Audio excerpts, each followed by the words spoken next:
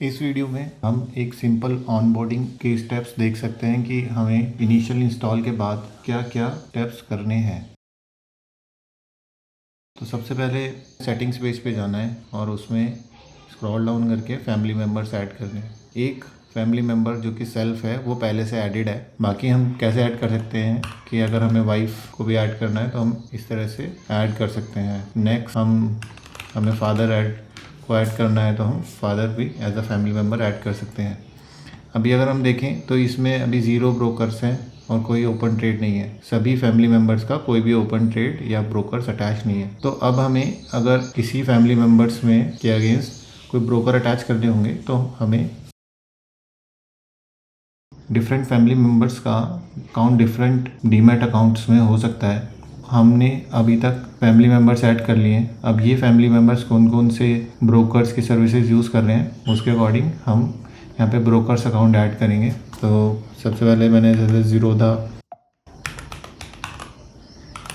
Choose किया और मैंने इसको सेल्फ में अटैच कर लिया।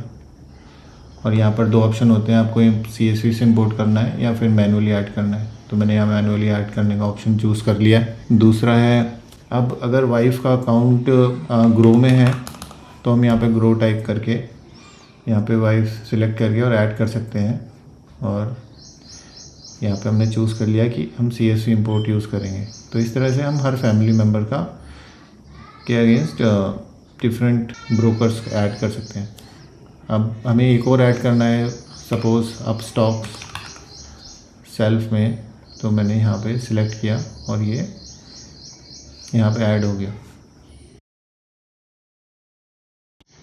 फैमिली स्विचर का ड्रॉप डाउन हमें यहाँ पर देखने को मिलता है। इसमें अगर हमें पूरी फैमिली का भी कंसोलिडेटेड व्यू देखना है तो हम यहाँ पे इसको फैमिली पे चेक कर सकते हैं। और अगर हमें इंडिविजुअली यूज़र्स का देखना है तो हम इस तरह से इंडिविजुअल मेंबर्स को भी चूज़ कर सकते हैं। तो अभी इसमें कोई डेटा है नहीं तो इसीलिए सब में 0 आ रहा है। जैसे ही हम फैमिली स्विचर से एक पर्टिकुलर मेंबर को चूज़ करते हैं तो अगर हम ध्यान दें तो यहाँ पे एक पिंड बार है। हमें ये पता रहता है कि हम इस वक्त किस फैमिली मेंबर का अकाउंट देख रहे हैं। और यहाँ पे जैसे ही हम फैमिली और करते हैं तो ये गायब हो जाता है। और हमने किस स्ट्रैटेजी से लिया, अभी हम देख सकते हैं कि हमने कोई भी स्ट्रैटेजी ऐड नहीं की है। तो ये हमें एक ऑप्शन दे रहा है कि हम यहीं से स्ट्रैटेजी भी ऐड कर सकते हैं। तो एक स्ट्रैटेजी ऐड करके देखते हैं। तो यहाँ पे मैं V20 ऐड कर देता हूँ। अब ये स्ट्रैटेजी ऐड हो गई है। इसको हम यहाँ पर भी देख सकते हैं कि यहाँ पर भी स्ट्रैटेजीज़ के पेज में स्ट्रैटेजी आ गई है। वाइफ के अकाउंट में अब एक मैनुअल ट्रेड ऐड करके देखते हैं।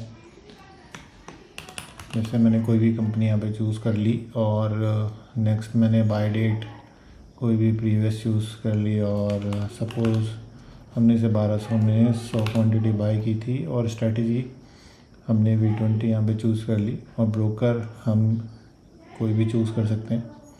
और यहाँ पे जैसे हम टारगेट प्राइस डालेंगे तो ये बताता है कि हम कितना % प्रॉफिट हम इसमें टारगेट कर रहे हैं, हमारा क्या टारगेट है। और नेक्स्ट हम कोई भी रीजनिंग डाल सकते हैं कि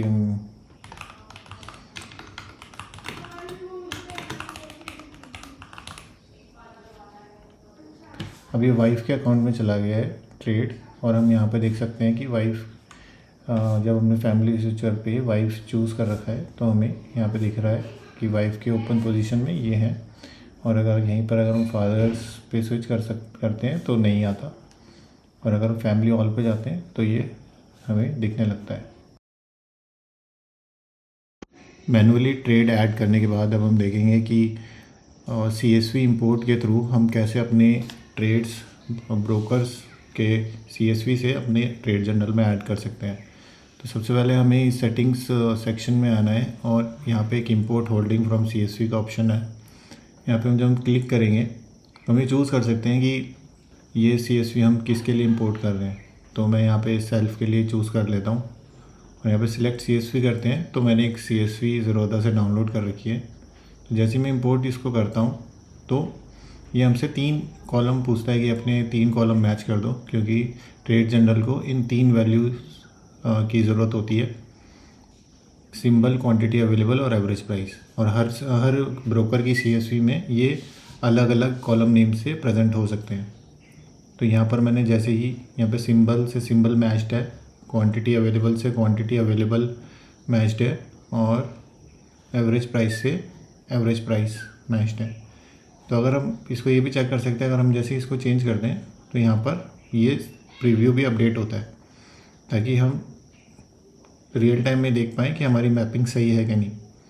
तो जैसे हमने मैपिंग कर दी, और एक बार ये मैपिंग करनी होती है, और उसके बाद ये ट्रेड जनरल अपने आप इसको सेव रखता है।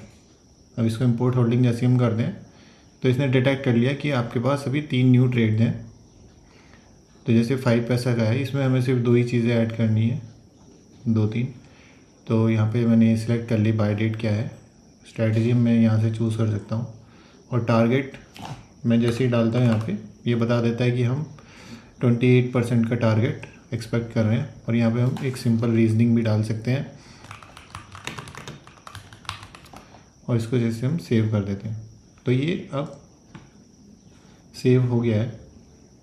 अब हम इसको ओपन पोजीशन में जाकर देख सकते हैं कि ये सेल्फ में हमारे 5 पैसा का ओपन ट्रेड आ गया है। ऐसे ही हम बाकी भी ऐड कर सकते हैं।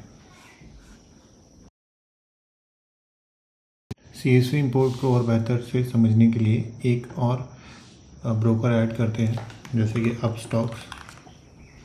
यहाँ मैंने ऐड किया, और इसको हम यहाँ पे सिलेक्ट, तो सेल्फ में अब अपस्टॉक्स भी हम देख सकते हैं।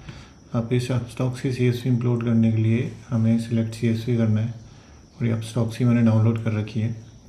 तो इसमें अगर हम देखें तो सारे कॉलम्स मैप नहीं हो पाए। सिंबल मैप हो गया, नेट क्वांटिटी मैप हो गई, लेकिन एवरेज प्राइस इसको नहीं मिल पाया। तो हमें मैनुअली क्या करना पड़ेगा, यहाँ पे चेक करना पड़ेगा कि यहाँ पे एवरेज प्राइस। तो अगर हम यहाँ देखें तो एवरेज प्राइस इस avg.price एवरेज प्राइस से मैप हो गया है।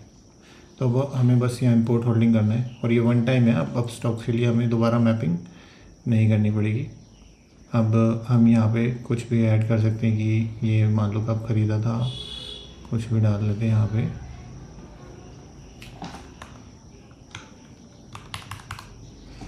और इसको सेव कर देते हैं, और अब ओपन पोजीशन में जाते हैं तो हमारा IRCTC भी यहाँ पर आ रहा है। और इसको हम फैमिली में भी जाते हैं तो हमें वाइफ के अकाउंट में जो ओपन पोजीशंस थी वो भी आ रही हैं, और सेल्फ के में भी आ रही हैं। ट्रेड जर्नल का एक डिटेल्ड ब्लॉग भी रिसेंटली मैंने पब्लिश किया था। उसमें सारे मेजर फीचर्स के बारे में एक डिटेल्ड डिस्क्रिप्शन यहाँ पे दिया हुआ है with screenshots. At the end यहाँ पे एक टेलीग्राम चैनल का लिंक भी है, जहाँ पर कि यूज़र्स कोई भी इशू आता है तो उसे पोस्ट कर सकते हैं, और कोई भी न्यू फीचर उन्हें लगता है कि वो भी ऐड किया जा सकता है, उसे भी इस ग्रुप में पोस्ट कर देते हैं। एक एनालिसिस के बाद ट्रेड जर्नल में ऐड कर देता हूँ। Thank you.